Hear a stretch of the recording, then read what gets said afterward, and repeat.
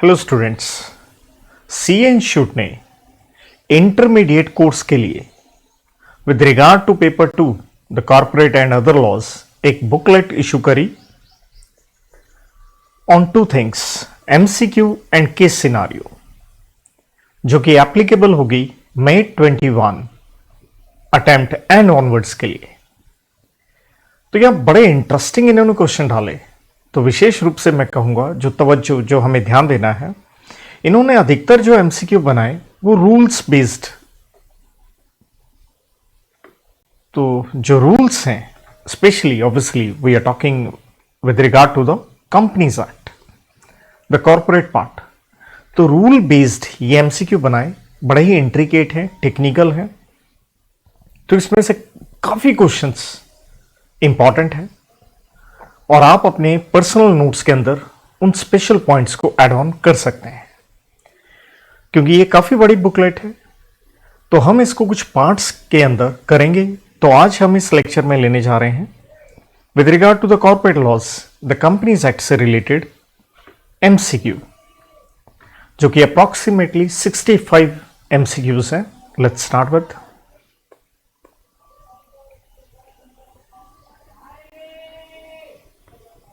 So firstly,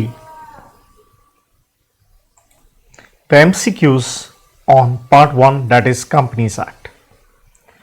तो इसमें से कुछ जो मैं इंपॉर्टेंट बताऊंगा आपको, उसे आप स्टार मार्क कर सकते हैं।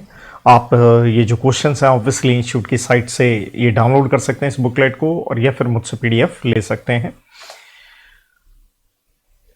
रोमा अलॉन्ग विथ 6 फ्रेंड्स, इन्होंने एक कंपनी बनाई। टोटल 7 लोग हो गए, तो अंडरस्टूड है ये एक पब्लिक कंपनी बन गई मई 2019 में।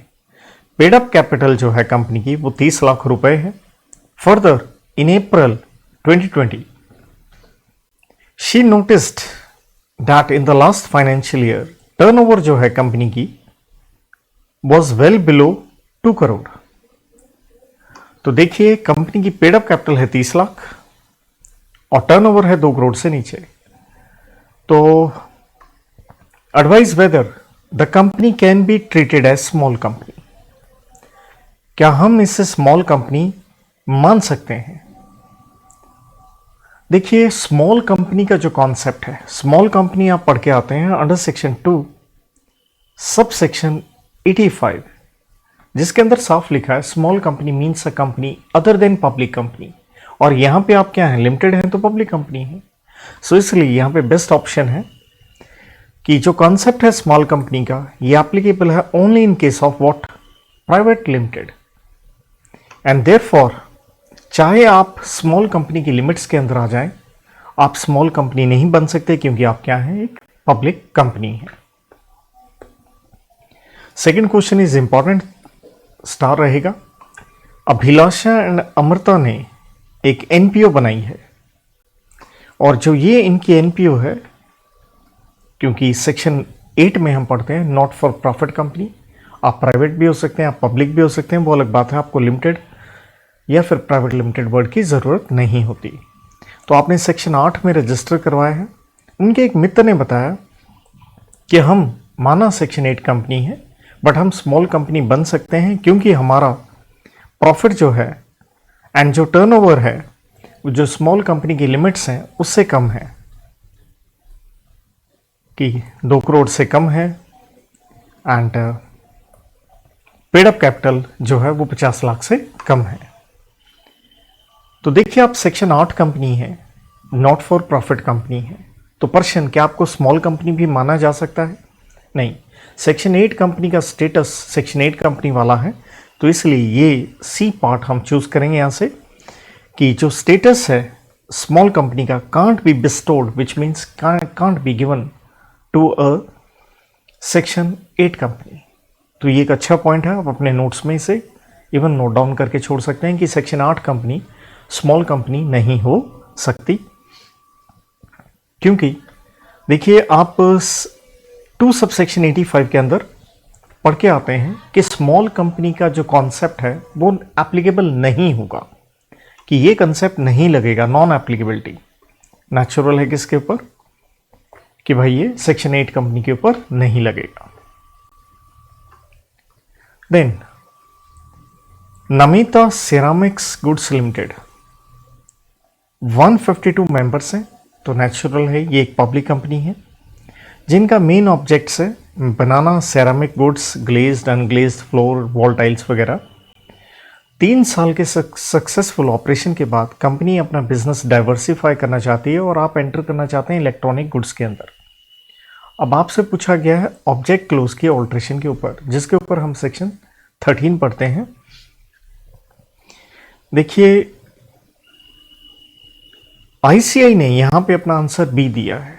उन्होंने दिया है कि कंपनी ऑल्टर कर सकती है बाय पासिंग स्पेशल रेजोल्यूशन, यही आप सेक्शन 13 में पढ़ते हैं। लेकिन एक डी ऑप्शन देखिएगा, इसकी डी ऑप्शन में ही लिखा है कि आप special resolution and simultaneously publishing the contents of special resolution in 2 newspapers. तो देखिए जब आप ऑब्जेक्ट क्लोज को ऑल्टर करते हैं तो ऑल्टर करने से रिलेटेड आपको पब्लिश भी करना होता है 2 अखबारों के अंदर, English and the vernacular language. तो इसके हिसाब से ऑप्शन जो डी है वो साउंड्स मच बेटर, तो मेरे हिसाब से इसका आंसर होना चाहिए option number D, unless institute कह लीजिए कि जस्ट एक वर्ड के ऊपर अपना आंसर डिफरेंट कर ले, कि जैसे कि साइमल्टेनियसली यहाँ वर्ड लिख दिया। साइमल्टेनियस का मतलब है टुगेदर विद, इधर एसआर पास कर रहे हो उधर आप अखबार में। तो मेन चीज अगर आप सेक्शन 13 को ढंग से पढ़ते हैं तो उसमें साफ यही लिखा कि हमें एसआर भी पास करना है, साथ में 2 अखबारों में भी छापना है। So option D is much better compare to option B. तो ये मेरा इंटरप्रिटेशन है। Question number 4, Swara musical instruments private limited, आप प्राइवेट कंपनी है, 10 अक्टूबर 2018 में बने हैं और आप प्राइवेट कंपनी बने हैं by converting existing partnership firm into company. Soni and Mohni promoters हैं। सोनी ने अपने प्रेमिसेस रेंट आउट किए थे पार्टनरशिप फर्म को, क्योंकि आप फर्म से आप क्या बन चुके हैं, private company. Mention the documents which need to be filed with ROC for verification of registered office. तो देखिए वेरिफिकेशन ऑफ रजिस्टर्ड ऑफिस, जिसके ऊपर हम सेक्शन 12 में पढ़ते हैं और फॉर्म नंबर पढ़ते होते हैं INC 22, कि आपका रजिस्टर्ड ऑफिस है, उसको वेरीफाई करना है। तो आपसे पूछे गए हैं डॉक्यूमेंट्स जो आपने फाइल करने हैं आरओसी के पास। तो अब आप कंपनी बन गए, तो आपका रजिस्टर्ड ऑफिस है और ये रजिस्टर्ड ऑफिस एक बिल्डिंग है जो कि रेंट आउट किया हुआ है, मतलब रेंट पे आपने ले रखा है प्रमोटर से। तो ये काफ़ी टेक्निकल था, ये रूल बेस्ड आंसर है। रूल 25 कहता है कि अगर आपका रेंट एग्रीमेंट है तो उसकी नोटराइज्ड कॉपी जब रेंट एग्रीमेंट करवाते हैं, बनवाते हैं आप, तो उसको नोटरी पे रजिस्टर करवाते हैं, वो आपको आरओसी को फाइल करनी होती है। And not older than along with rent receipt, कि जो आपने किराया वगैरह दिया है, which is not older than 1 month, और 1 महीने से पुराने ये नहीं होना चाहिए। तो ये काफ़ी टेक्निकल था, रूल बेस्ड आंसर है। सो ये आप पक्का इस पॉइंट को, this is very very good question, star question, तो पक्का कंसिडर करें इसे। नंबर 2, एक चीज़ और मैं यहाँ पे जस्ट शेयर कर दूँ आपसे रूल 25 से रिलेटेड। अगर आपके पास कुछ यूटिलिटी बिल्स हैं जैसे बिजली का, पानी का, वो सब अगर आप वेरिफिकेशन के लिए देते हैं, उसमें टाइम पीरियड होता है 2 महीने पुराना, जबकि रेंट एग्रीमेंट 1 महीने पुराना। तो ये ध्यान रखें। इसके बाद अनुपम ने एक ओपीसी बनाई, अपनी सिस्टर अल्पना को उसने नॉमिनी बनाया। 3 साल आज कंपनी को हो गए हैं बने हुए। टाइम टू टाइम अनुपम काफ़ी चैरिटेबल काम भी करता है। In the mean time his business under his OPC काफ़ी फ्लरिश हुआ है। नाउ वो अपनी ओपीसी को कन्वर्ट करवाना चाहता है सेक्शन 8 कंपनी में। तो देखिए जब हम ओपीसी पढ़ते हैं under section 2 subsection 62 read with section 3 and rules, तो वहां हम क्लियरली पढ़ते हैं ओपीसी के ऊपर एक रिस्ट्रेंट है। आप ना तो ओपीसी बना सकते हैं सेक्शन 8 कंपनी, ना ही आप ओपीसी को सेक्शन 8 कंपनी में कन्वर्ट कर सकते हैं। सो इसलिए यहां पे option number C is correct. There is a specific prohibition, एक रोक है, आप कन्वर्ट नहीं कर सकते सेक्शन 8 कंपनी में। Next question, issue house. दरअसल ये आता है सेक्शन 25 ऑफ कंपनीज एक्ट के ऊपर, जहां आप देखते हैं एक कंपनी अलॉट करती है या एग्रीमेंट करती है, अपने शेयर्स अलॉट कर देती है किसी इशूइंग हाउस को, और वो इशूइंग हाउस अगर 6 महीने के अंदर अंदर कोई ऑफर से अपने शेयर बेचे तो हम उसे कहते हैं डीम्ड प्रोस्पेक्टस या प्रोस्पेक्टस बाय इम्प्लीकेशन। उसमें 2 कंडीशन होती हैं, या तो इसका ये डॉक्यूमेंट आ जाए 6 महीने के भीतर, नंबर 2, या फिर कंपनी ने जब अलॉट किया इसको शेयर्स तो कंपनी ने पूरा कॉन्सिडरेशन ना लिया हो। लेकिन अगर कंपनी ने पूरे कॉन्सिडरेशन भी ले लिए और इस इशूइंग हाउस का अगर ऑफर आता है 6 महीने के बाद, तो हम उसे डीम्ड प्रोस्पेक्टस नहीं मानते हैं। उसके ऊपर यह प्रश्न है। तो कहता है उस इशूइंग हाउस ने एक एडवर्टीजमेंट दी अखबारों में कि उसको शेयर्स अलॉट हुए हैं प्राइवेट प्लेसमेंट में कंपनी के द्वारा। अब प्रश्न यह है, in which of the following conditions the advertisement, कहता कब हम इसे नहीं मानेंगे डीम्ड प्रोस्पेक्टस। तो जैसे मैंने कहा, आपने पूरे पैसे ले लिए और 6 महीने बीत गए हैं। अगर advertisement given after 6 months and the issue house has paid the entire consideration. So option B is the correct one. पूछा ही गया है इनमें से कौन सी फॉल्स स्टेटमेंट है। तो देखिए ये है सेक्शन 40 के ऊपर अंडरराइटिंग के ऊपर, सब सेक्शन 6 के ऊपर रेड विद रूल्स की आपसे फॉल्स पूछा गया है। तो देखिए डिबेंचर के ऊपर हम कमीशन दे सकते हैं 2.5%, यहां दे रखा है 5%, तो ये इनकरेक्ट स्टेटमेंट है। अगेन यहां पूछा गया है कौन सी फॉल्स है, कॉन्ट्रेरी। क्या प्राइवेट कंपनी प्राइवेट प्लेसमेंट कर सकती है? Yes, section 42। प्राइवेट प्लेसमेंट के लिए एसआर चाहिए? Yes. Public company private placement कर सकती है? यस। तो option C is the false one कि मिनिमम ऑफर ऐसा कुछ नहीं है। 9th, शेल्फ प्रोस्पेक्टस की वैलिडिटी हम कहते हैं 1 साल, लेकिन कहां से? वेरी इंपॉर्टेंट पॉइंट, 1 साल है लेकिन कहां से? From the opening of first issue. जैसे मान लीजिए 5 जनवरी को इशू ओपन हुआ और आप अप्लाई कर सकते हैं, क्योंकि 3 दिन के लिए इशू कम से कम खुलता है, तो 5 तारीख, 6 तारीख, 7 तारीख, तो 7 जनवरी हम क्या कहेंगे? Closure of issue. तो ध्यान दीजिए 1 साल का वैलिडिटी है शेल्फ प्रोस्पेक्टस, और ये टाइम कहां से स्टार्ट होगा? From the opening of first issue. So very nice one. Shelf prospectus आप पढ़ते हैं सेक्शन नंबर 31 के अंदर। देयर आफ्टर आप एक पब्लिक कंपनी है, आपको एप्लीकेशन मनी 20 लाख रुपए की आई है, 10 अक्टूबर 2019 को आई है, लोगों ने अप्लाई किया है अलॉटमेंट के लिए। प्राइवेट प्लेसमेंट है, देखिए क्वेश्चन प्राइवेट प्लेसमेंट पे है, 10 अक्टूबर को एप्लीकेशन मिली है। तो सेक्शन 42 डील करता है, और 42 क्या कहता है? आपने अलॉटमेंट करनी होती है 60 दिन के भीतर भीतर, जिस दिन आपने एप्लीकेशन मनी रिसीव करी है, वरना देखिए अगले 15 दिन में हमें रिफंड करना पड़ता है। अब पूछा क्या गया? सिलेक्ट द लेटेस्ट डेट, कि वो तारीख बताइए कि जिस दिन कंपनी अलॉट कर दे। तो आप 10 अक्टूबर में 60 दिन ऐड कर लें, अक्टूबर होता है 31 का, 10 अक्टूबर वो दिन हम काउंट नहीं करेंगे, पीछे बचे 21, अक्टूबर के बाद नवंबर के 30 ले लीजिए, 51, तो आंसर कहाँ गया?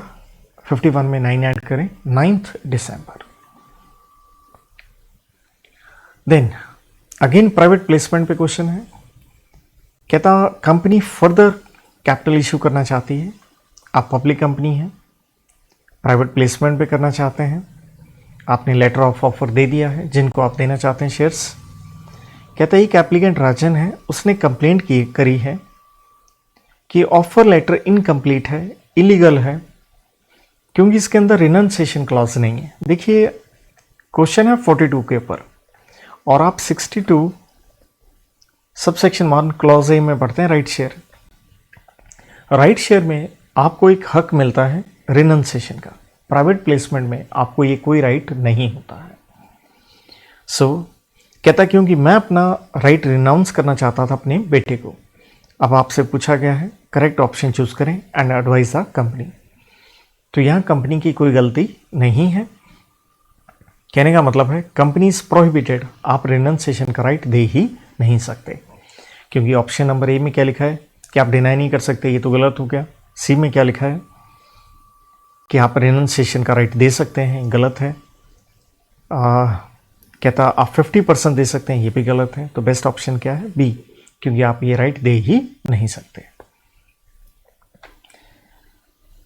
अगेन आप एक पब्लिक कंपनी है, प्राइवेट प्लेसमेंट पे ही फिर से क्वेश्चन है, और प्राइवेट प्लेसमेंट में आपको लिमिट याद होगी, ज़्यादा से ज़्यादा लोग हो सकते हैं 200, लेकिन 200 की काउंटिंग में हम नहीं लेते हैं QIB को एंड ESOP को।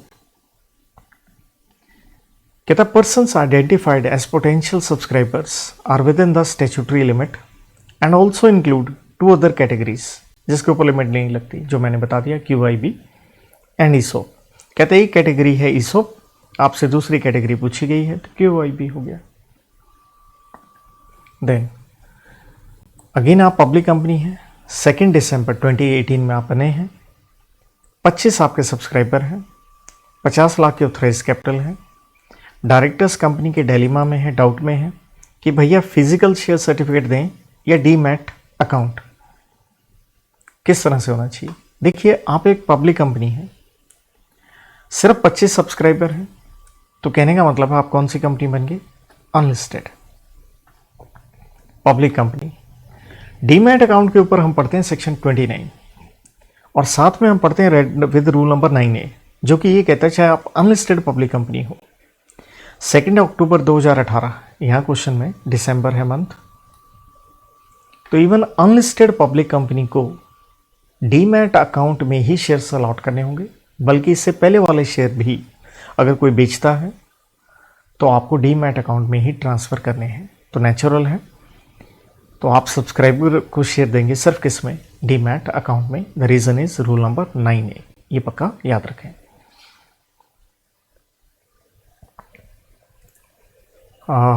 अगेन वेरी टेक्निकल क्वेश्चन, ये डिपॉजिट्स के ऊपर है। डिपॉजिट्स जिसके ऊपर आप कंपनीज एक्ट में पढ़ते हैं, चैप्टर नंबर 5 सेक्शन 73 से लेके 76A के अंदर। तो कहता है how much security deposit an unlisted public company is required to maintain at all times with the respective depository. चलिए ये डिपॉजिट्स पे क्वेश्चन नहीं है, क्योंकि डिपॉजिट वर्ड जरूर था। ये क्वेश्चन आ गया अगेन आपका सेक्शन नंबर 29 डीमैट अकाउंट, उसी के ऊपर। तो कहता आप हैं एक अनलिस्टेड पब्लिक कंपनी, जिसके ऊपर मैंने अभी जिक्र किया था आपसे रूल नंबर 9A। क्योंकि डीमैट अकाउंट में ही आप अलॉटमेंट करेंगे, तो डिपॉजिटरी जो कंपनी है कहता उसके पास आपको कितना सिक्योरिटी डिपॉजिट देना पड़ेगा। Very very nice star question, पक्का अपने नोट्स में आप ये पॉइंट को जरूर ऐड ऑन करें कि आपको सिक्योरिटी डिपॉजिट देना पड़ता है डिपॉजिटरी कंपनी को, और ये देना पड़ता है क्योंकि हर साल डिपॉजिटरी को आपको फीस देनी पड़ती है, और सिक्योरिटी डिपॉजिट होगा जो फीस आप देते हैं 2 साल की फीस के बराबर आपको सिक्योरिटी डिपॉजिट देना पड़ता है। Rule number 9A। So very very important 14th question. Then कहता on which offer of securities commission is permitted to be paid to any underwriter by the company. देखिए question हो गया ये section 40 sub section 6 के ऊपर। आप under writing commission तभी दे सकते हैं अगर आप पब्लिक ऑफर निकाल रहे हैं। दैट मीन्स अगर पब्लिक ऑफर नहीं है, नो अंडर राइटिंग कमीशन। जैसे पहले ऑप्शन में लिखा है right share, bonus share, private placement, तो best option is option number D. सिर्फ पब्लिक ऑफर में ही आप अंडरराइटिंग कमीशन दे सकते हैं। ऑफर फॉर सेल, ये हम पढ़ के आते हैं सेक्शन नंबर 28 के अंदर कि एग्जिस्टिंग शेयर होल्डर अपने शेयर थ्रू कंपनी के थ्रू फर्दर बिकवाना चाहते हैं। तो आप एग्जिस्टिंग शेयर होल्डर हो, तो इसलिए रूल नंबर 8 ये कहता है ना, तो देखिए rules obviously you have to understand, जो रूल की नंबरिंग है वो चैप्टर वाइज होती है। तो नेचुरल है हम बात करें सेक्शन 28 की, तो चैप्टर कौन सा हो गया? 3 हो गया, जिसका नाम क्या है? Prospectus and allotment of securities. तो रूल नंबर 8 कहता है ना तो ऑफर फॉर सेल में मिनिमम सब्सक्रिप्शन की जरूरत होती है, राइट, ना ही अमाउंट की, क्योंकि ऑलरेडी कंपनी की शेयर्स अलॉटेड हैं। बस अब आप कंपनी के थ्रू आम जनता को बेच देना चाहते हैं, आप एग्जिस्टिंग शेयर होल्डर हैं। When a copy of contract for payment of underwriting commission is required to be delivered to the registrar, देखिए जब आप अंडरराइटिंग करवाते हैं, अगेन वही सेक्शन 40 सब सेक्शन 6 एग्जैक्टली कहें रूल नंबर 13 कि जब आप अंडरराइटिंग करवाते हो तो उसके कॉन्ट्रैक्ट की कॉपी आपको आरओसी को देनी होती है, और ये देनी होती है at the time of delivery of prospectus for registration. तो जब आप प्रोस्पेक्टस सेक्शन 26 आरओसी को देते हैं, उसी के साथ आपको अंडरराइटिंग कॉन्ट्रैक्ट की कॉपी भी देनी है। तो again this is very important question आल से, तो इसको पक्का ध्यान में रखें। देन कहता कौन से शेयर्स कंपनी दे सकती है अपने डायरेक्टर और एम्प्लॉय को डिस्काउंट पे? तो ये आप जानते हैं sweat equity shares under section 54। Next, articles private limited company के state date the company may issue preference shares. Preference share आप पढ़ के आते हो सेक्शन 55 में, और टाइप ऑफ शेयर आप पढ़ते हो सेक्शन 43 के अंदर। तो 43 क्या कहता है? प्रेफरेंस शेयर पे 2 प्रेफरेंशियल राइट होते हैं, एक डिविडेंड पहले और एक वाइंडिंग अप पे रीपेमेंट ऑफ कैपिटल पहले। अब है प्राइवेट कंपनी आप, और उसके आर्टिकल्स कहते हैं कि आप प्रेफरेंस शेयर इशू कर सकते हो जहां प्रेफरेंस तो होगी डिविडेंड की ओनली, लेकिन कोई प्रेफरेंस नहीं होगी किस चीज़ की? रीपेमेंट ऑफ कैपिटल की, जब कंपनी बंद हो जाए। क्या ये पॉसिबल है? तो देखिए सेक्शन 43 क्या कहता है कि सेक्शन 43 लगेगा ही नहीं प्राइवेट कंपनी के ऊपर अगर आपके मेमोरेंडम और आर्टिकल में ऐसा लिखा है। तो 43 में हम पढ़ते हैं आप 2 प्रेफरेंशियल राइट देते हैं, तो ये सेक्शन प्राइवेट कंपनी पे नहीं लगता अगर आप आर्टिकल से कुछ और लिखते हैं। सो दैट मीन्स आप अपने आर्टिकल से लिख सकते हैं प्राइवेट कंपनी में कि आपको सिर्फ प्रेफरेंस डिविडेंड पे ही मिलेगी, इसलिए बेटर ऑप्शन है येस। तो रीज़न मैंने यहाँ लिख के दे दिया आपको, तो ये आप साथ में लिख सकते हैं। So very technical question, again a star question. General meeting होती है कंपनी की 30 अगस्त 2020 को। कंपनी ने डिविडेंड नहीं दिया है, ना तो 18-19 का ना ही 19-20 का, 2 साल का डिविडेंड नहीं दिया। तो हम पढ़ते हैं कि प्रेफरेंस शेयर को इक्विवेलेंट वोटिंग राइट मिल जाते हैं इक्विटी के मुताबिक। ये पढ़ते हैं हम सेक्शन नंबर 47 के अंदर। तो आंसर ये सही हो गया कि आपको डिविडेंड नहीं मिला 2 साल के लिए, इसलिए आप प्रेफरेंस शेयर हो, आपको क्या मिल जाएंगे? Right to vote. अगला क्वेश्चन सेक्शन 48 पे है, कहता अगर कंपनी चेंज करी है right of one class also affects the right of other class. मतलब अगर आप, इसे हम कहते हैं वेरिएशन इन वोटिंग राइट। एक चीज हम पढ़ते हैं variation in voting right section 48 में कि आप एसआर से कर सकते हैं या 75% की कंसेंट से, लेकिन उसी के अंदर एक टेक्निकल पॉइंट ये भी आता है, अगर एक क्लास ऑफ सिक्योरिटी की वेरिएशन से इंपैक्ट पड़ता है दूसरी क्लास के ऊपर, तो दूसरी क्लास ऑफ सिक्योरिटी होल्डर्स की भी आपने 75% की 3/4 की रिटर्न कंसेंट आपको लेनी पड़े। So again a very good question, इसे आप स्टार लेके चलिए। देयर आफ्टर आप एक इंफ्रास्ट्रक्चर कंपनी है और आपने प्रेफरेंस शेयर इशू किए हैं 20 साल से ज़्यादा समय के लिए इंफ्रास्ट्रक्चर प्रोजेक्ट के लिए। अब पूछा ये गया कौन से स्टेटमेंट सही है। देखिए 55 के अंदर हम पढ़ते हैं प्रेफरेंस शेयर का टेन्योर होता है 20 साल, लेकिन इंफ्रा कंपनी में ये टाइम पीरियड होता है 30 साल, जहां पे प्रेफरेंस शेयर होल्डर को ऑप्शन दी जाती है कि 21वें साल से हर साल 10% वो रिडेम्पशन ले सकता है।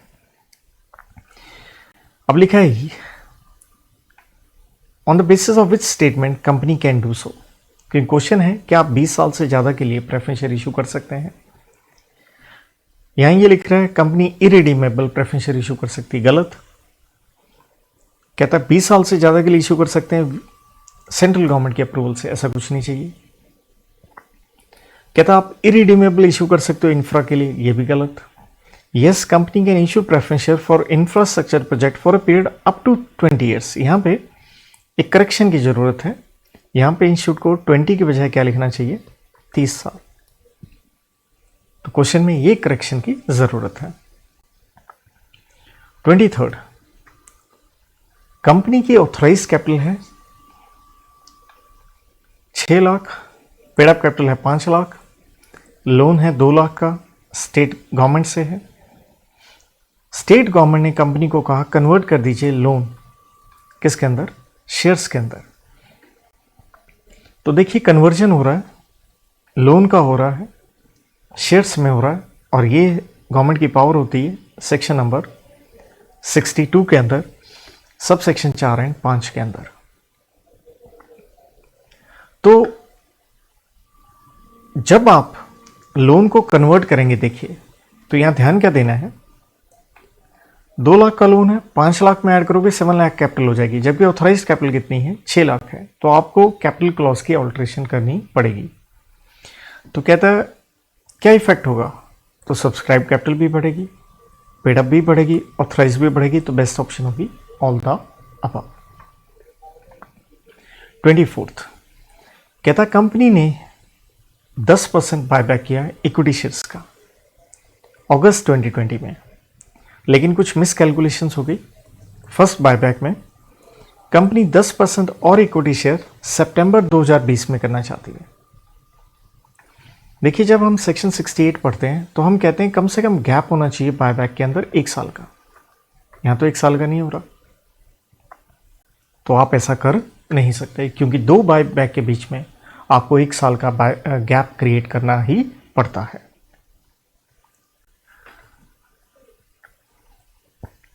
आप एक पब्लिक कंपनी है, आपने डिफॉल्ट किया है, 2 इंस्टॉलमेंट्स लोन की देने में बैंक से लिया था, 30 सितंबर को आपने सारे ड्यूज क्लियर कर दिए। प्रश्न ये है कि आप डीवीआर इशू कर सकते हैं। देखिए हम ये पढ़ते हैं डीवीआर के अंदर section 43 read with rule number 4, obviously ये आ गया चैप्टर नंबर 4 का, the company share capital and debenture rules 2014, जो ये कहता है अगर आपने लोन वगैरह का डिफॉल्ट किया है तो आप डीवीआर नहीं इशू कर सकते, लेकिन कर सकते हैं after a gap of 5 years.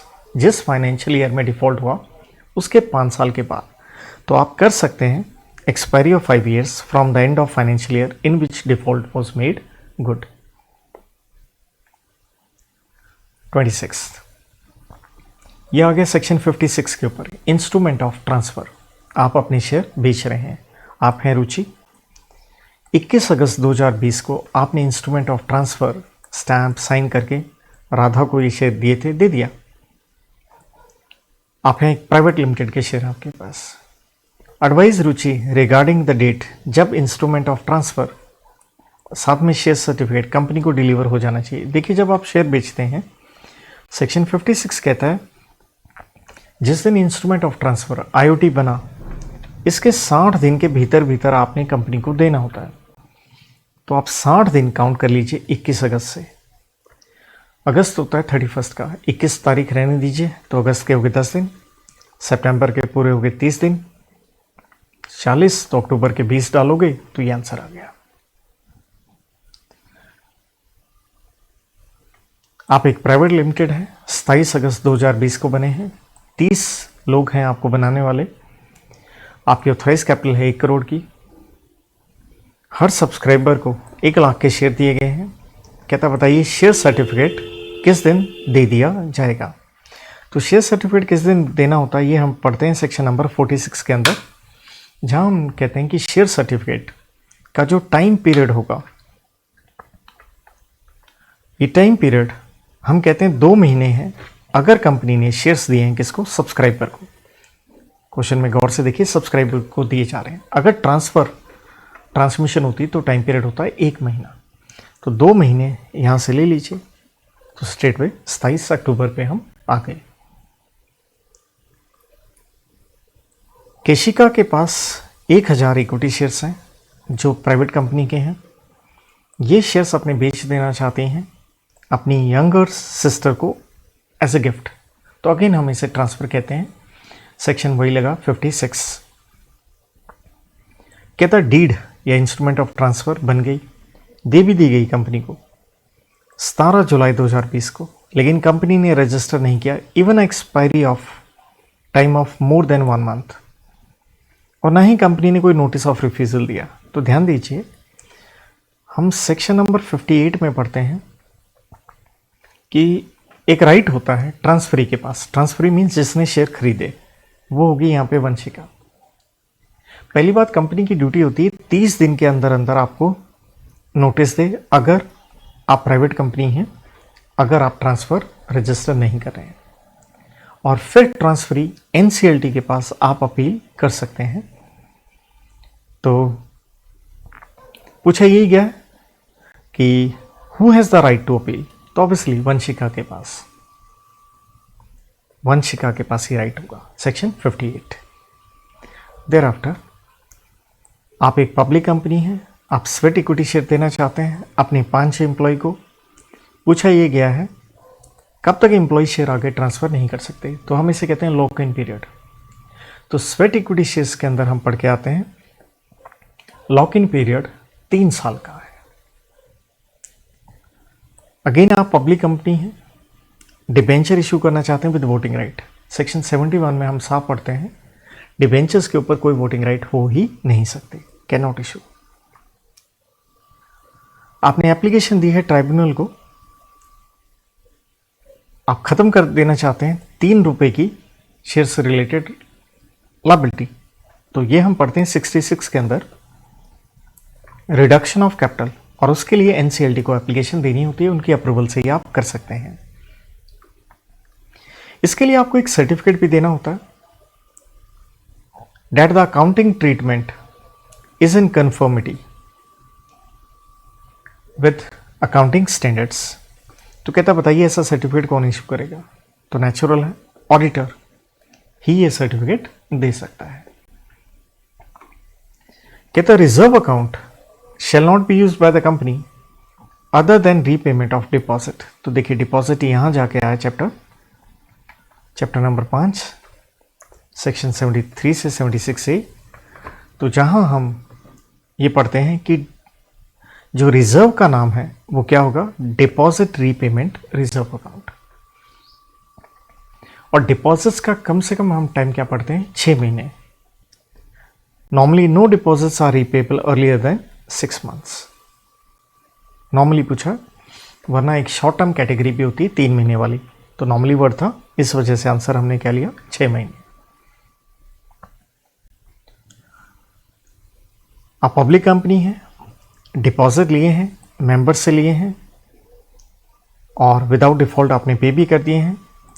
आपकी स्टैट्यूटरी ऑब्लिगेशन है कि आपको क्या क्रिएट करना पड़ता है, is to deposit in a specified account with bankers हर साल 30 अप्रैल तक।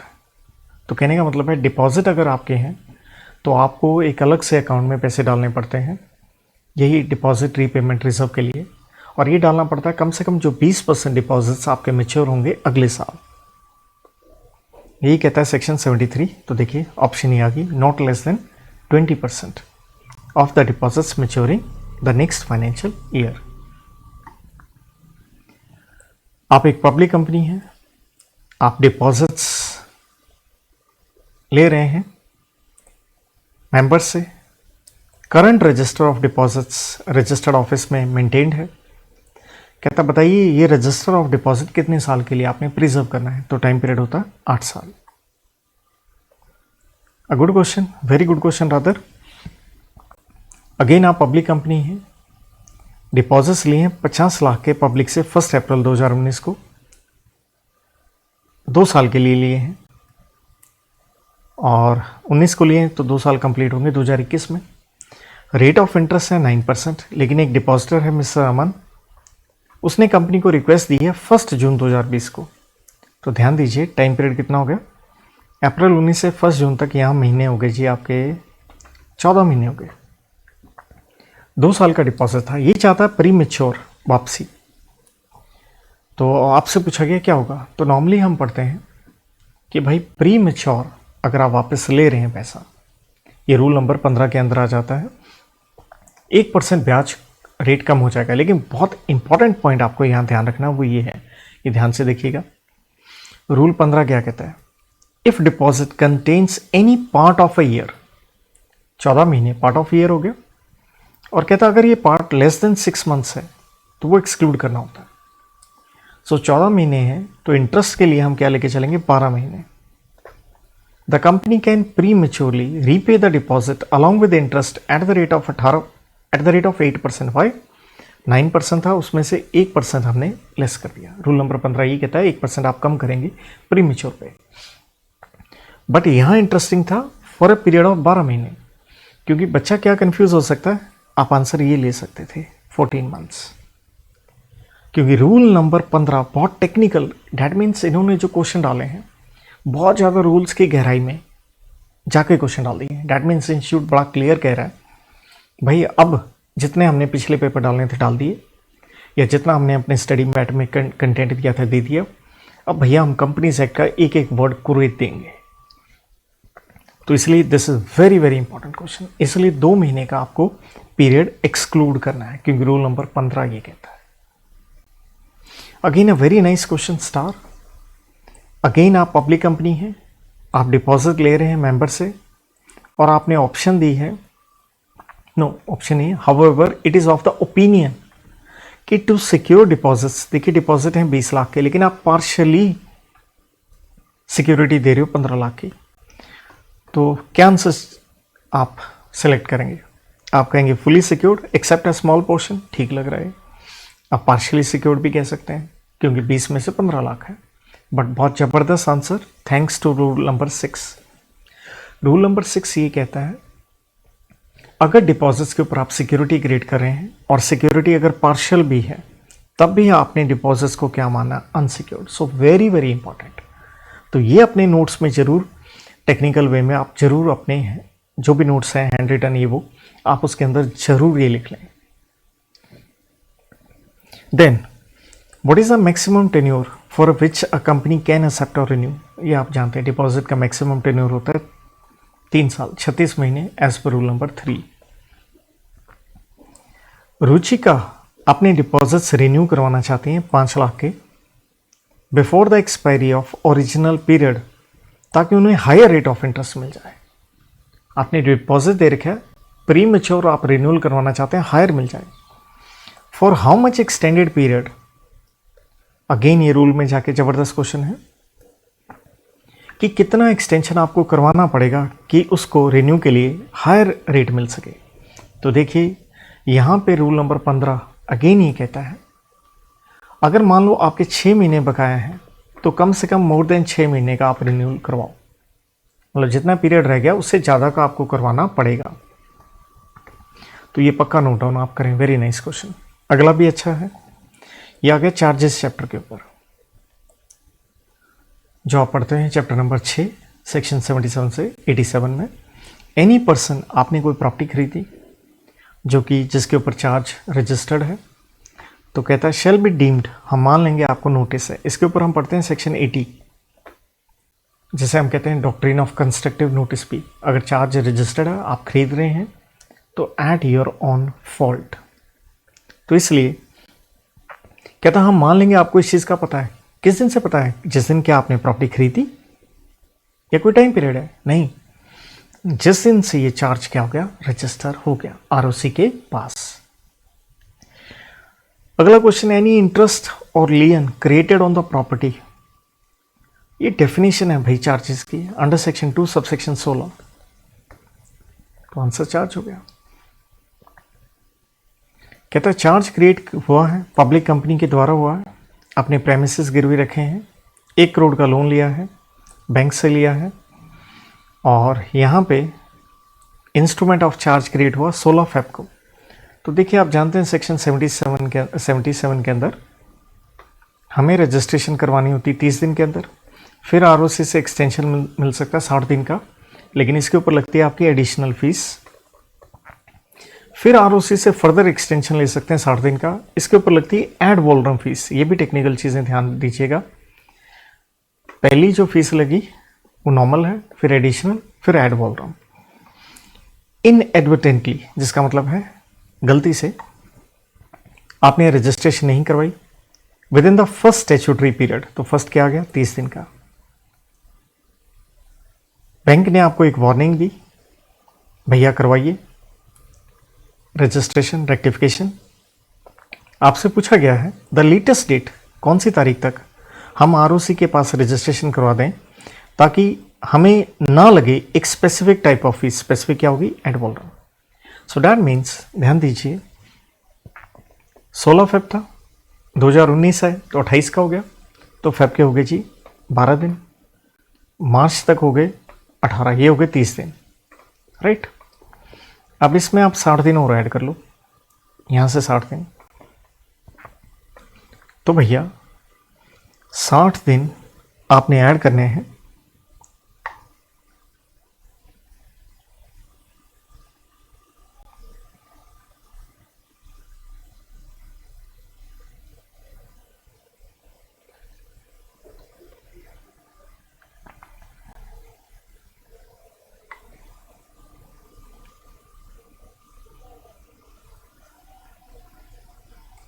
तो यहाँ पे सबसे इंपॉर्टेंट चीज़ जो आपको ये पता होनी चाहिए, ये जो लिखा है 60 दिन, ये फर्दर 60 दिन नहीं है, ये 60 दिन होते हैं from the date of creation. कहने का मतलब है बेसिकली ये पहली एक्सटेंशन मिलती है 30 दिन की, और ये जो 60 है ये फर्दर ही है। दैट मीन्स टोटल आपको 120 डेज मिलते हैं यहाँ पे। तो बस ये आपने ध्यान रखना है कि 30 दिन या 18 मार्च हुए, अगले जो 60 दिन है वो हमने यहीं से देखने हैं। सो दैट मीन्स 18 मार्च पहुंच के आप 30 डेज और ले लें, तो मार्च के हो गए 13, और 17 आगे आप अप्रैल के जोड़ दीजिए, तो टोटल बन गए 17 ऑफ अप्रैल, 60 डेज। सो ये एक इंपॉर्टेंट चीज आपको पता होनी चाहिए। पहली एक्सटेंशन फर्दर 60 दिन नहीं है, 60 दिन from the date of creation है। These are the words used in the bare act. तो ये 30 दिन बनते हैं इफेक्टिव, अगले 60, और इस 30 पे एडिशनल फीस, इस पे एड वॉल्यूम फीस। तो ये सारी चीजें टेक्निकल पता होनी चाहिए। कहता किसके लिए ऑर्डिनरी रेजोल्यूशन चाहिए? नाम बदलने के लिए स्पेशल रेजोल्यूशन चाहिए होता है, सेक्शन 13। आर्टिकल्स ऑल्टर करने के लिए special resolution, section 14। Capital reduce करने के लिए again SR, section 66। Dividend declare करने के लिए, क्योंकि डिविडेंड डिक्लेयर करना ऑर्डिनरी बिजनेस है, और इसके लिए चाहिए था ऑर्डिनरी रेजोल्यूशन जनरल मीटिंग के अंदर। कहते हैं रेजोल्यूशन स्पेशल हो जाएगा जब 75% वोट्स हों, 3 टाइम्स के लीजिए। सिंपल क्वेश्चन है ये। कहता आप लिस्टेड कंपनी है, तो लिस्टेड कंपनी को क्या होता है, आरओसी के पास एक रिपोर्ट फाइल करनी होती है सेक्शन 121 में ऑन एजीएम, और ये फाइल करनी होती है 30 दिन के भीतर। कहता है एजीएम के लिए नोटिस देना 21 क्लियर डेज का। शॉर्टर नोटिस दे सकते हैं, तो ध्यान दीजिए एजीएम का आंसर डिफरेंट है, ईजीएम का डिफरेंट है। एजीएम के लिए पहली बात ये सेक्शन 101 में आता है, सिर्फ एक ही कंडीशन है, 95% की कंसेंट लेनी होती है, जबकि अगर ईजीएम होता तो मोर देन 50% इन नंबर भी साथ में चाहिए होते। तो इसलिए क्वेश्चन करते समय बहुत टेक्निकल चलना पड़ता है, एजीएम है या ईजीएम है। डिविडेंड वंस डिक्लेयर्ड तो ऑब्वियसली आपने कितने दिन के अंदर पे करना होता है, 30 दिन के अंदर, वरना कंपनी के ऊपर पेनल्टी लगती है अंडर सेक्शन 127। कहता है इन्वेस्टर एजुकेशन प्रोटेक्शन फंड जो कि सेक्शन 125 में आता है, वो किससे बनता है? ऑब्वियसली अनपेड डिविडेंड से बनता है, मेच्योर डिपॉजिट से बनता है, मेच्योर डिबेंचर से बनता है जो 7 ईयर्स के टाइम के बाद होते हैं, लेकिन profit on sale of asset पे नहीं बनता है। कहते हैं रिजर्व में कितना पैसा डालना है डिविडेंड देने से पहले, ये कंपनी की मर्जी होती है, डिस्क्रिशन। कहता है ऑथराइज्ड कैपिटल, आप पब्लिक कंपनी है, 50 लाख है, एजीएम होती है 24 सितंबर को, डिविडेंड तय किया जाता है, 2 रुपये पर शेयर दिया जाएगा। कहता है बताइए लेटेस्ट डेट जिस दिन आपने डिविडेंड जमा करवाना है सेपरेट अकाउंट में, तो देखिए ये आप पढ़ते हो सेक्शन 123 के अंदर कि डिविडेंड के डिक्लेरेशन के 5 दिन के भीतर आपने जमा करवाना होता है। तो 24 तारीख है, तो 24 तारीख के अगले 5 दिन आप ले लीजिए, तो नेचुरल है 29 सितंबर। डायरेक्टर्स पब्लिक कंपनी के डिविडेंड प्रपोज किया 18%, एजीएम में अप्रूव हो गया। Directors declared and approve dividend, mister Jagan जिनके पास 2000 इक्विटी शेयर हैं, 31 मार्च 2019 को जो उन्होंने बेच दिए राजीव को 8 अगस्त 2019 को। और देखिए अगस्त के बाद आता है सितंबर, क्योंकि डिविडेंड अप्रूव हुआ है 30 सितंबर 2019 को। राजीव ने क्या किया, क्योंकि वो ट्रांसफर ये शेयर खरीदे हैं, तो कंपनी के पास उसने इंस्ट्रूमेंट ऑफ ट्रांसफर भेज दिया, जबकि उसने 25 सितंबर को ही भेज दिया था, तो डिविडेंड तो उसके बाद ही डिक्लेयर हुआ ना, एजीएम में कंफर्म जो हुआ। तो प्रश्न है डिविडेंड मिलेगा किसको, लेकिन पंगा क्या है, 30 सितंबर को रजिस्ट्रेशन ट्रांसफर की पेंडिंग है। तो जब पेंडिंग होता है तो कंपनी को क्या करना चाहिए, सेक्शन 126 क्या कहता है, रोक लगा देनी चाहिए, अबेयंस, और रोक लगा के ये पैसा कहाँ ट्रांसफर कर देना चाहिए, यूडीए में, अनपेड डिविडेंड अकाउंट के अंदर, सेक्शन 126। तो क्वेश्चन ये है क्या जगन को दे, राजीव को दे? नहीं, 126 लग गया, आप अनपेड डिविडेंड अकाउंट में पैसा डाल दो। एक नो डाउट इसके अंदर एक्सेप्शन होती है, अगर ट्रांसफर कंपनी को लिख के दे दे कि उसे कोई दिक्कत नहीं है अगर आप ट्रांसफर को देना चाहें। देन डायरेक्टर्स इंटरिम डिविडेंड देना चाहते हैं जुलाई 2018 को, लेकिन कंपनी का नुकसान हुआ है करंट फाइनेंशियल ईयर में और लास्ट क्वार्टर नेचुरल है जून तक आ गया, तो हम ये कहते होते हैं अगर पिछले क्वार्टर तक अगर आपका लॉस है तो इंटरिम डिविडेंड का रेट पिछले 3 साल के डिविडेंड रेट के एवरेज से ज़्यादा नहीं हो सकता। तो पिछले 3 साल ये बन जाएंगे, और इन पिछले 3 सालों का रेट क्या हो जाएगा, 12, 11, 10 तीनों की एवरेज लोगे 11% निकल आएगा, तो मैक्सिमम 11% हो सकता है under section 123। CSR committee board की सेक्शन 135 में ऑब्वियसली इसमें चाहिए होते हैं, अगर इंडिपेंडेंट डायरेक्टर हो हैं कंपनी में तो 2 डायरेक्टर प्लस 1 इंडिपेंडेंट, वरना 2 ही चाहिए होते हैं। तो यही बेस्ट ऑप्शन है, 2 डायरेक्टर्स।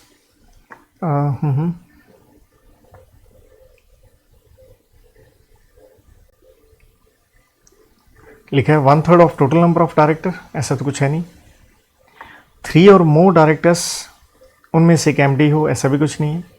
3 और मोर डायरेक्टर्स जिसमें से एक डायरेक्टर इंडिपेंडेंट हो, तो आप तो ये कह रहे हैं कि 3 डायरेक्टर पक्का चाहिए ही चाहिए होते हैं, जबकि हम कहते हैं अगर इंडिपेंडेंट हो तो एक डायरेक्टर अलग से।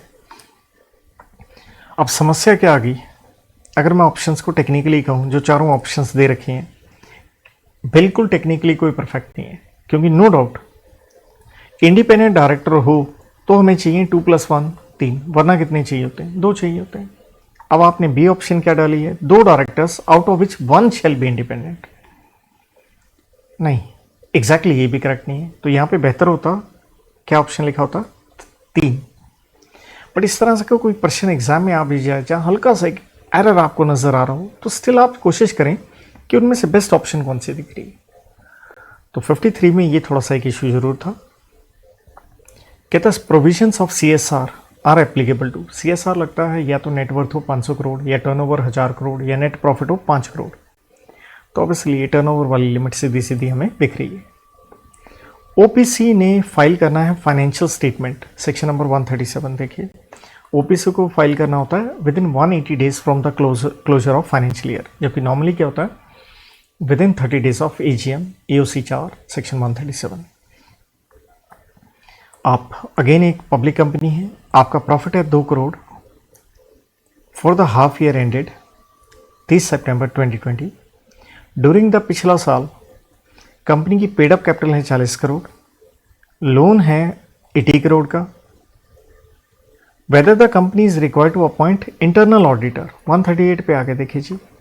और पेड अप कैपिटल क्वेश्चन में दे रखी है 40 करोड़, लोन दे रखा है 80 करोड़ का। हम 4 लिमिट पढ़ते हैं अनलिस्टेड पब्लिक कंपनी के लिए, एक 25 करोड़ की, एक 50 करोड़ की, एक आपकी 100 करोड़ की और एक 200 करोड़ वाली।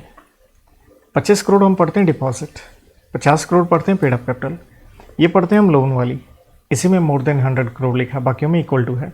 200 करोड़ है टर्नओवर। तो देखो जी, पेड अप कैपिटल तो 40 करोड़ है, 50 तो है ही नहीं, लोन 80 करोड़ है, 100 करोड़ से ज़्यादा तो है ही नहीं, तो इंटरनल ऑडिटर हमें नहीं चाहिए। और प्रॉफिट का कोई लेना देना नहीं, तो ऑप्शन ए तो गलत होगी, प्रॉफिट के ऊपर दे रखी है उसने।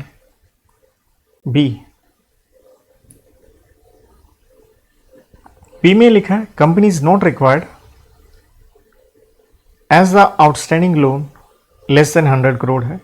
बात ये ठीक है, लेकिन देखिए इंस्टीट्यूट ने अपना आंसर सी दे रखा है, सी पे बाद में आते हैं, डी देखते हैं पहले। No the company is not required to appoint internal auditor as the paid of capital is less than 50 crore, ये भी ठीक है, तो बी भी ठीक है, डी भी ठीक है। बी में एक टेक्निकल मिस्टेक देखें तो लेस देन की बजाय वर्ड क्या लिखना चाहिए, इज लेस, क्योंकि लिमिट है 100 करोड़ से ज्यादा, so even up to 100 crore हो तो इंटरनल ऑडिटर नहीं चाहिए। अब देखिए 2 ऑप्शन तो हम ठीक चूज नहीं कर सकते। सी को पढ़ो, कहता है जी इंटरनल ऑडिटर चाहिए as the paid up capital of companies more than 10 crore. तो कंपनी से गलती क्या हुई है? पहली बात है यहां 10 करोड़ आप लिख नहीं सकते, क्योंकि लिमिट क्या है 50 करोड़ है, तो इसलिए आपको यहां 50 करोड़ करना चाहिए अगर ये आंसर देना है। एंड नंबर 2, यस आंसर लिखने के लिए यहां 40 करोड़ को पेड अप कैपिटल के अमाउंट को आपको बढ़ाना पड़ेगा, तो ये क्वेश्चन की में मिस्टेक है। देन 57, आप एक पब्लिक कंपनी हो, आपके प्रॉफिट हैं 3 साल के दे रखे हैं, बोर्ड की रिपोर्ट में डिस्क्लोजर नहीं दिया गया CSR कमेटी का ऑन द ग्राउंड कि हमें कमेटी नहीं चाहिए क्योंकि प्रॉफिट पिछले साल less than the statutory requirement है। माना आपका प्रॉफिट एक साल 5 करोड़ से कम हो गया, लेकिन हम 135 में ये पढ़ते हैं कमेटी बनानी पड़ेगी, कंपोजिशन भी होगा, डिस्क्लोजर भी देना पड़ेगा, आप तभी CSR के चुंगल से निकल सकते हैं। अगर लगातार 3 साल ये लिमिट्स 3 नेटवर्थ वाली, टर्नओवर वाली, प्रॉफिट वाली ना लगे तो फिलहाल तो भैया आपको देना ही पड़ेगा, क्योंकि यहाँ पे अभी 3 साल आपके कंप्लीट नहीं हुए हैं। सो हम ये कहेंगे no the act of company is not valid in law. ये तभी होता है अगर profits are less than 5 crore for a consecutive period of 3 financial year. कहता during the half year ended, आधा साल कंप्लीट हुआ है, कंपनी ने एक एप्लीकेशन दी है ट्राइब्यूनल को, आप अकाउंट से रिवाइज कर रहे हो, तो देखिए आप वॉलंटरी रिवीजन कर सकते हो, ये हम पढ़ते हैं सेक्शन 131 के अंदर।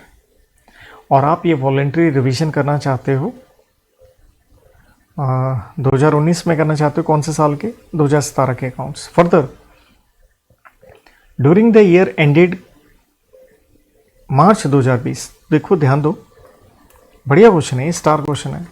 देखो फाइनेंशियल ईयर तो सेम ही हो गया ना, दोनों में 19-20 हो गया। कहता फर्दर बाद में बोर्ड ने एक और एप्लीकेशन और दे दी ट्राइब्यूनल को, अब की बार आप कौन से साल के अकाउंट रिवाइज करना चाहते हो? 2019 के।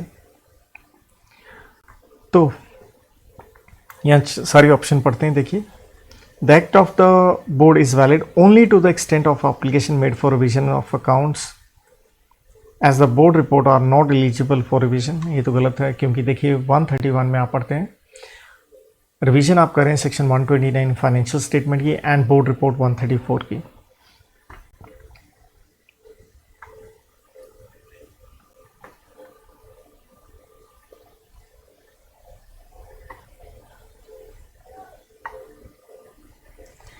अब इंपॉर्टेंट चीज क्या है, एक आप रिवाइज करे थे 2017 के और एक आप रिवाइज करे 2019 के।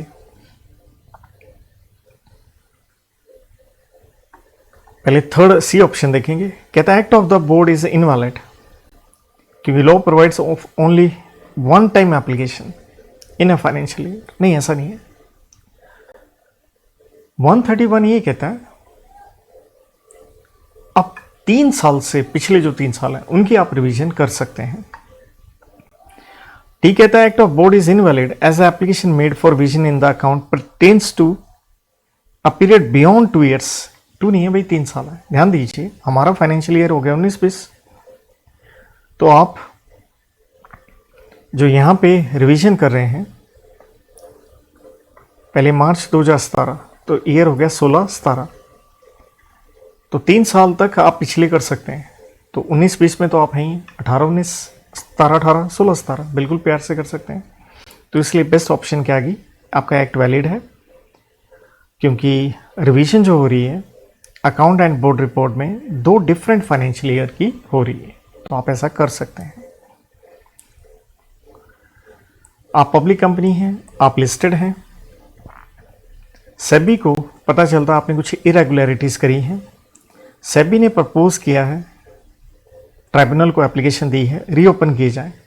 तो ये हम पढ़ते हैं सेक्शन 130 में कि सेबी एक एप्लीकेंट हो सकता है, और हम इसमें ये पढ़ते हैं आप पिछले 8 साल के अकाउंट्स जो हैं, क्योंकि 128 में 8 साल के लिए प्रिजर्व किए जाते हैं अनलेस लॉन्गर पीरियड अगर इन्वेस्टिगेशन सेंट्रल गवर्नमेंट ने ऑर्डर किया है अंडर चैप्टर नंबर 14 में। तो आपसे ये पूछा गया कितने साल के हम अकाउंट्स रीओपन कर सकते हैं।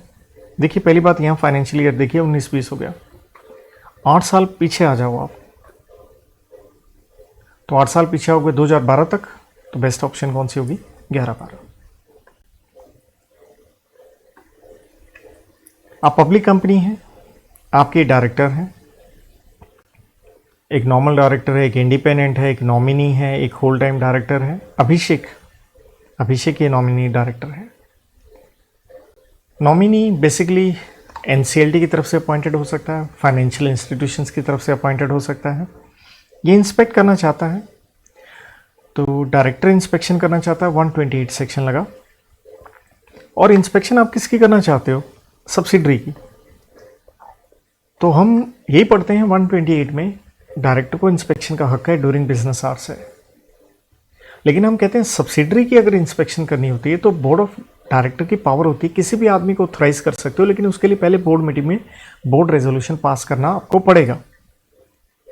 तो इसलिए बेस्ट ऑप्शन सी आ गई कि भैया बोर्ड रेजोल्यूशन आपको पास करना पड़ेगा। 61, आप अपॉइंट करना चाहते हो auditor other than the retiring. तो अदर देन द रिटायरिंग करना चाहते हो तो सेक्शन 115 के अंदर आपको क्या देना पड़ता है, special notice. Auditor government company का अपॉइंट या रिपॉइंट कौन करेगा, CAG. Section number 139, sub section 7 हो, सब सेक्शन 5 हो, सब सेक्शन 8 हो जाए। कहता कौन सी प्रोहिबिटेड सर्विस है जो कि ऑडिटर नहीं दे सकता। सेक्शन 144 आ गया, जिसपे मैं कोड की देता था बीडी मार, तो ये बीडी में से डी आ गया, design and implementation of financial information system, ये प्रोहिबिटेड है, बाकी सारे ओके हैं। वर्ड फर्म 139 में to include obviously LLP. In view of the fact कि आप प्राइवेट कंपनी है, आपको बहुत सारे बेनिफिट हैं, प्रिविलेजेस हैं, ये एक पब्लिक कंपनी है, 20 मेंबर हैं, और ये चाह रही है कि कन्वर्ट हो जाए प्राइवेट में। तो आप पब्लिक से प्राइवेट बनना चाहते हो तो ऑब्वियसली आपको अपने क्या करना होगा, कन्वर्जन के लिए सेक्शन 18 रेड विथ सेक्शन 14, क्योंकि आपको एसआर पास करना होगा, क्योंकि आपको अपने आर्टिकल्स में रिस्ट्रिक्शन लगानी होंगी। और यहाँ पे सेंट्रल गवर्नमेंट ने नो डाउट अपनी पावर डेलीगेट करके आरडी को उनसे अप्रूवल लेना पड़ेगा। तो कहता है इसके लिए क्या करना पड़ेगा, special resolution and central government की approval, no doubt delegated to RD है, ये डील करता है section number 14। That's the best answer. तो इसके साथ कंपनीज एक्ट के ये एमसीक्यू समाप्त होते हैं। हम एक अलग से लेक्चर से other laws and case studies के ऊपर बात करेंगे। Thank you, good luck, God bless.